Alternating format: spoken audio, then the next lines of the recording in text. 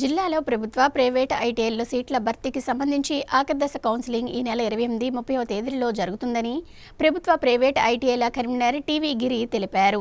తన కార్యాలయంలో మీడియాతో మాట్లాడుతూ వివరాలు వెల్లడించారు. 28వ తేదీన ప్రభుత్వ ఐటీఐలకు, 30వ తేదీన ప్రైవేట్ ఐటీఐలకు కౌన్సిలింగ్ జరుగుతుందని తెలిపారు. కౌన్సిలింగ్కు హాజరయ్యేందుకు ఈ నెల 26వ తేదీలోగా దరఖాస్తులు చేసుకోవాలని, 27వ తేదీ వెరిఫికేషన్ ఉంటుందన్నారు. అలాగే ఐటీఐ పూర్తి చేసిన విద్యార్థులు ఐటీఐ ద్వారా నిర్వహిస్తున్న అప్రెంటిస్‌షిప్లు, జాబ్ మేళాలు వినియోగించుకొని తమ విద్యార్హతకు సరిపడే ఉద్యోగ అవకాశాలు పొందాలని సూచించారు. అడ్మిషన్స్ ఆఖరి దశ అడ్మిషన్స్కి ప్రభుత్వం ఆదేశాలు ఇచ్చింది. ఈ ఆఖరి దశ అడ్మిషన్స్ రేపు 26వ తేదీ వరకు ఎవరైతే ఆసక్తి గల విద్యార్థులు ఉన్నారో మిగిలి ఉన్న సీట్ల కొరకు జిల్లాలో ఉన్న అన్ని ప్రభుత్వ అలాగే ప్రైవేట్ ఐటీఐల్లోని దరఖాస్తులు చేసుకోవడానికి ఆఖరి తేదీ 26వ తేదీగాను గడువు విధించారు.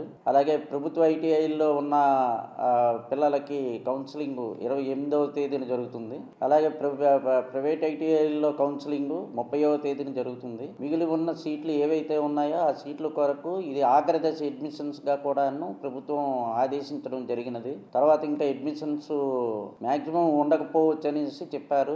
అందు గురించి ఏంటంటే ఇప్పుడే ప్రతి ఒక్కరు కూడాను ఈ అవకాశాన్ని సద్వినియోగపరచుకోవాల్సిందిగా కోరుతున్నాం. అలాగే ఆల్రెడీ మొన్న ఎగ్జామినేషన్స్ సిబిటి ఎగ్జామినేషన్స్ అయ్యాయి.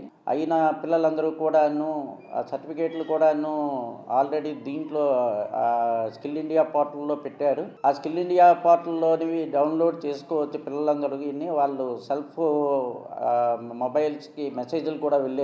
వాళ్ళకి వచ్చిన మార్కులు కూడా మెసేజ్లు వెళ్ళాయి. ఢిల్లీ వారి దగ్గర నుండి వెళ్ళాయి. అవి వాళ్ళు అందరూ కూడాను దయచేసి నేను కోరుతుంది ఒకటేను, పిల్లలు ఎవరైతే ఉన్నారో వాళ్ళు ఐటీఐ కంప్లీట్ అయిపోయిన తర్వాత ఈ జొమాటోలని, స్విగ్గీలని లేకపోతే వేరే వేరే ఫీల్డ్స్కి వెళుతున్నారు.